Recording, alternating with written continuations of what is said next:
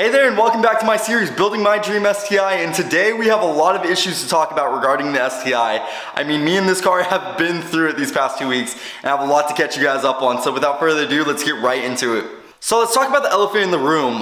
If you guys have been following this series up until now, you guys are probably expecting an AOS video. And to tell you the truth, there is no AOS video coming out.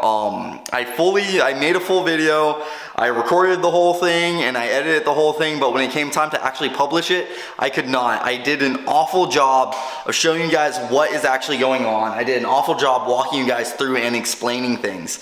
And I just did not feel good posting that. And I don't mind posting stuff like the reality of cars, like making mistakes. I make mistakes all the time and I still post it. I'm okay with that. But at some point you have to draw the line, and like, if I were to release this video, it would have been a big step backwards. And I don't feel good doing that, like putting stuff out that I'm not proud of, and it's just clearly rushed, clearly just mashed a bunch of crap together and gave it to you guys. I didn't really feel good about that. So I did leave a link to the instructions I followed to install the AOS, and I also left the link to a video that I also followed. A fantastic video and fantastic instructions. To tell you guys the truth, it was not that hard.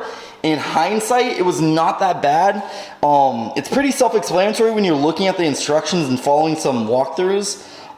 It's really not that bad in hindsight, but like I said, it was my first time doing it, and you have to take off the throttle body and the intercooler, and it was just, I guess I was nervous and I was so focused in doing a good job that I just wasn't focusing on making the actual film and the actual content. So that is that, and I'm sorry about that, guys, but that is the way it is.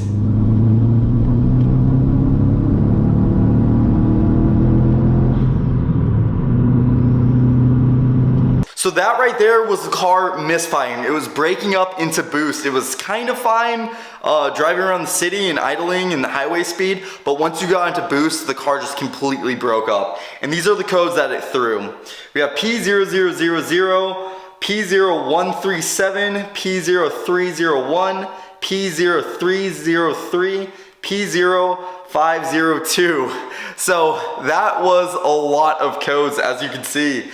And obviously, like, first things first, like, I was just going down the list and let's see what we can eliminate. So me and the e-tuner were working together. I was sending him emails through the access port and we were monitoring everything that we could, and he said it was spark, and obviously, as you could see, the codes were thrown on 1 and 3 cylinder misfires. So obviously you start with the easiest thing, which are the ignition coils.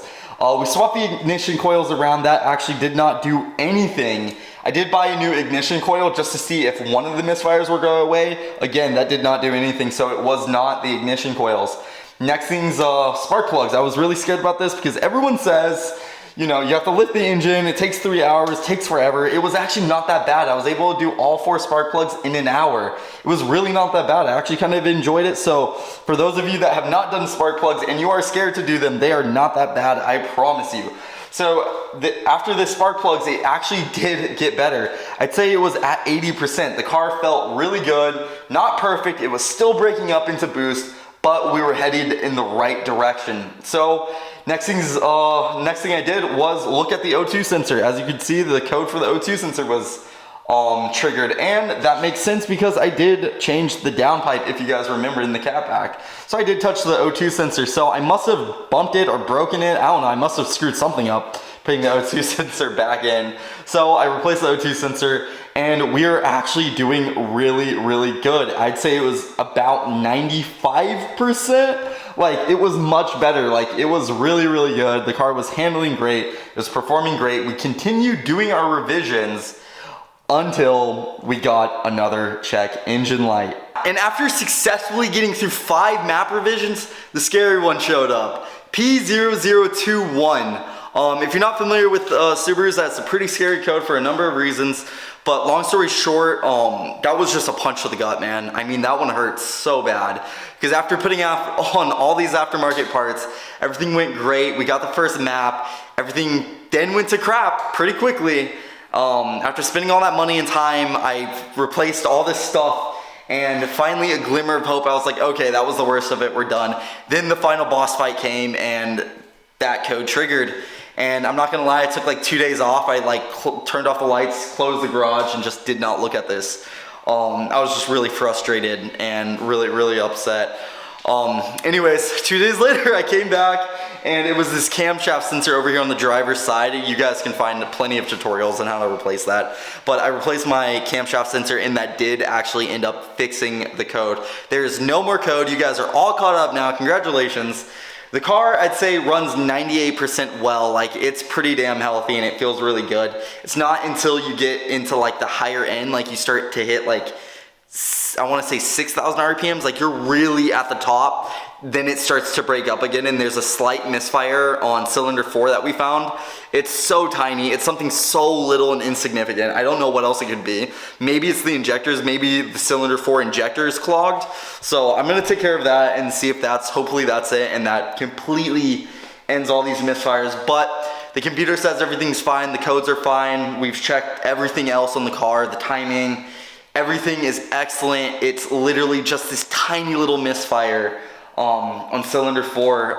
Like I said, I think it's the injectors, but now you guys are all caught up. I just want to apologize for the weird upload schedule and just the lack of the AOS video. I felt really bad about that. And anyways, don't give up, guys. Here's some motivation for you guys, if you will. Don't give up. The answer's out there. Thank God to the forums like from the early 2000s and people that have been through these problems before, because usually there's someone that's been through the problem, and there's a lot of good information on the internet now. We're lucky to live in the internet age. So the problem, you know, the answer's out there, guys. Don't give up. Make sure you come back to your car and actually finish the job, because it's so much worth it once it starts running fine.